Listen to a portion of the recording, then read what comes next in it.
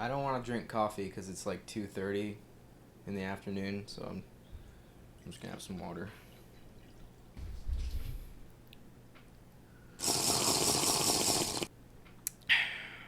Alright, now is the time that all superheroes must die.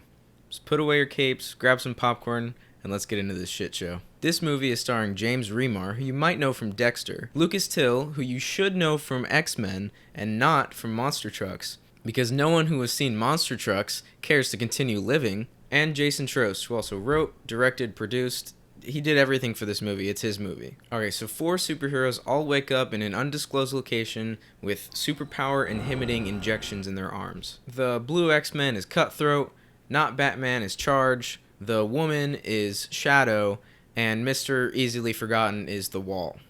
With names like that, it's no wonder these superheroes must die.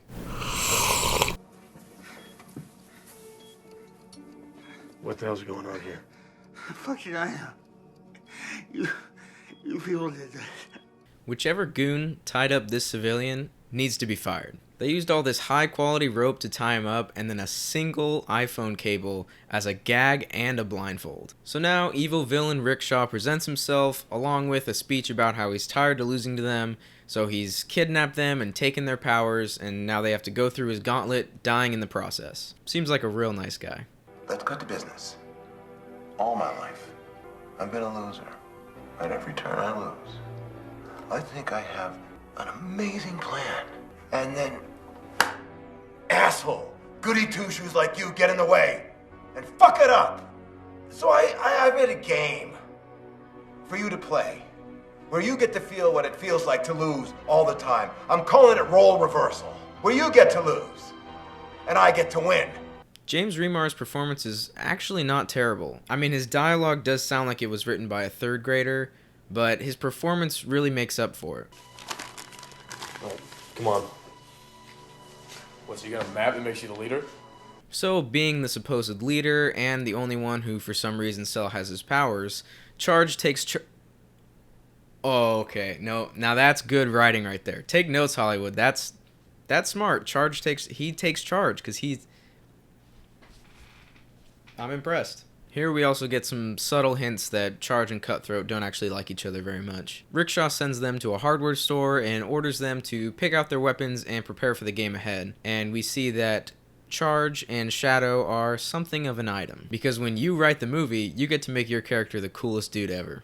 Can you guess what these supposed superheroes chose as their weapons of choice? From everything in a hardware store. Can you guess what they chose? They choose a sledgehammer. Not bad, a little heavy, hard to get a fast attack off, but can do a lot of damage. A crowbar, still pretty weighty, but lighter, you can get faster attacks. A broomstick handle, okay, I guess same as the crowbar, lighter, maybe a little less effective, but you can use it in a lot of different ways. And a handful of rusty chains, what are you going to do with that? Out of everything in the hardware store, you walk by other hammers, the same things that they walk by, power tools, and you chose a bundle of fucking chains. Come on, Cutthroat. I thought you were Cutthroat, man. You'll now be split up into 2 teams. The Wall and Shadow are Team Romance. And Team Irony will be Cutthroat and Charge. Rickshaw divides them into groups of 2, of course putting Charge and Cutthroat together because for some reason even he knows about their falling out, which leaves Shadow and the Wall together, where it's hinted that they also had some sort of a romantic connection. Because that's the only reason you have a girl in your superhero movies.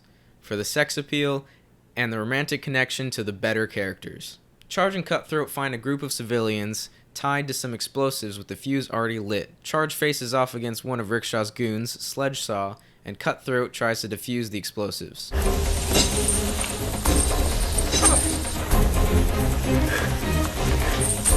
Damn it! Dog, I get it. You're used to having superpowers, you're used to being super speedy and super strong, but come on, man, you're trying to put out the fuse like you're a retarded cat. Just cut it. Just cut the fuse. Just step on the damn thing and go help Charge. Luckily, the greatest hero ever, Charge, manages to defeat Sledge Saw and cut the fuse, something that even Cutthroat couldn't seem to figure out. Because it's not enough to make yourself the best, you have to make everyone else as shitty as possible. Anyway, even though they cut the fuse, Rickshaw just detonates the bomb remotely and they all die anyway. Meanwhile, the Wall and Shadow are attacked by Uncle Sam from The Purge with a flamethrower. I want you! Whose name is Manpower because original names are just too hard. The Wall charges at him, but he doesn't have any powers, and apparently all of these people are absolutely useless without their powers. So he gets the shit kicked out of himself. Shadow tries to help, but it seems she forgot she's just there for eye candy and is actually useless, so she just watches the Wall get stabbed in the stomach.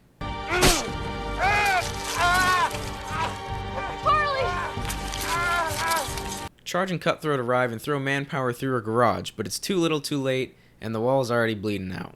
What the hell is this? It's blood, man. This thing in my stomach. This tight thing. It's pain, you hurt. What are you, 5? Apparently, the Wall has been a superhero so long, he's never seen blood before, and he has zero concept of the idea of pain. I don't know anymore, man. This movie's just draining me. The gang gathers that Rickshaw is detonating the bombs remotely based on hidden surveillance footage, but that he can't actually hear them. And Rickshaw sends them on the way to a cabin for a bonus round. The remaining 3 arrive at the cabin where the theme of endangered civilians continues, this time featuring 3 empty coffins with their names on them. Shadow freaks out that there's no coffin for the Wall, because women are hysterical, and it's not even remotely possible that a goon could have wheeled out his coffin while they were on their way. Rickshaw tells him that there's a gun in front of them, and that he will save 1 civilian's life for each of them that commits suicide inside their coffin. Charge, being the spontaneous and epic hero that the writer made him, executes the hostages himself, freaking out the woman yet again. His defense is that Rickshaw would have killed the civilians anyway, and he didn't want to risk any of these weak-minded minions he has with them killing themselves. Cutthroat tells Shadow that he trusts Charge's plan because He never loses. Failure just isn't an option to him. Let's play a quick game. Let's say that you were writing a superhero movie and you wanted to show how a character became the way that they are. Would you A, cut to a bunch of boring flashbacks, B, explain it through exposition from another character, C, leave it out of the movie entirely because it's not really that important, or D, cut to a bunch of stupid confusing flashbacks because you forgot to describe the backstory earlier in the movie?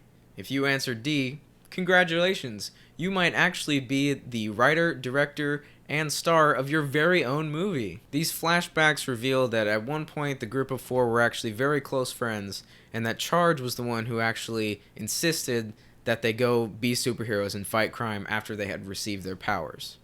You can't just ignore what we all have. If someone's getting hurt right in front of you, to just walk away? Never let anything happen to any of you guys. Okay.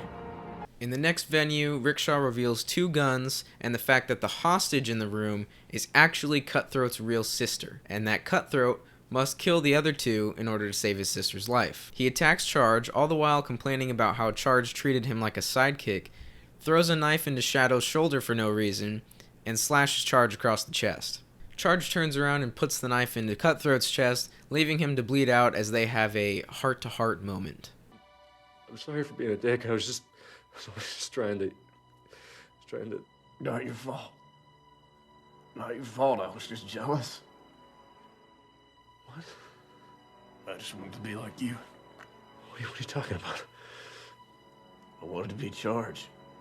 One of the worst, most cliche lines I have ever seen in any movie. It's scenes like that ruin any chance you had of taking this movie seriously. The remaining 2 grieve for a bit before Charge reveals to Shadow that he loves her, and that unlike the rest of them, he didn't actually get any powers When that thing fell out of the sky. He had just been constantly training and aging over time, unlike the rest of the group. When they arrive at the next location, Rickshaw commands them to kill one another. Charge devises a plan that allows him to go and kill Rickshaw, but Shadow has to shoot him somewhere that won't actually kill him, but make it look like she killed him. I don't know why he trusts her to not accidentally kill him in the process, given her track record of being absolutely useless throughout this movie.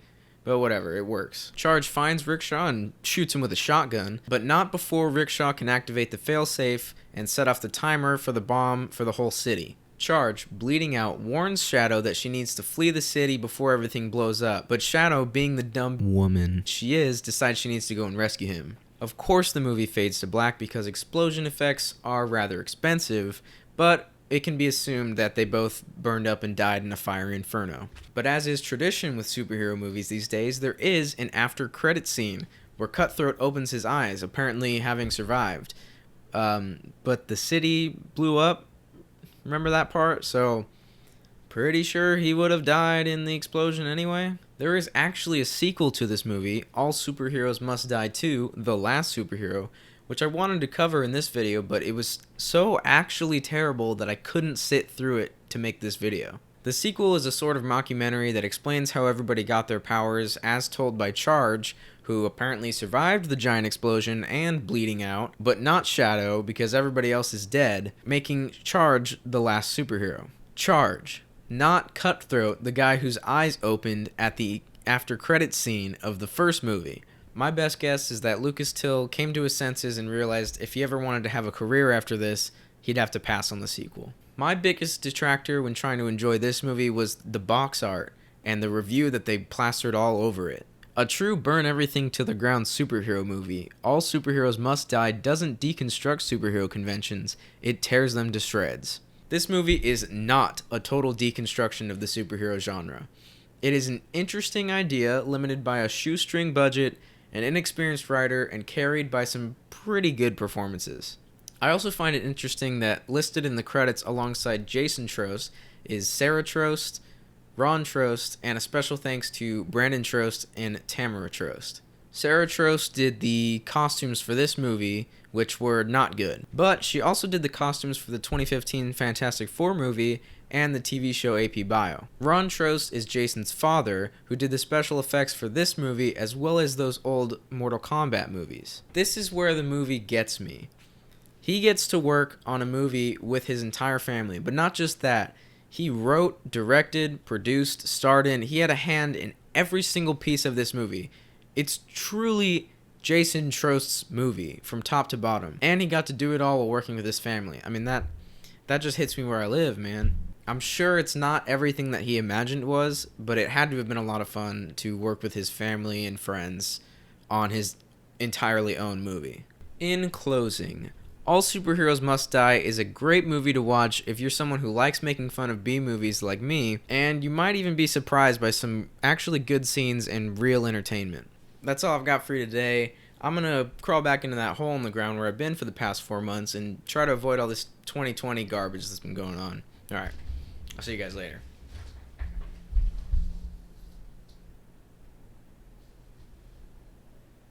I'm actually still right here, so I've been here the whole time.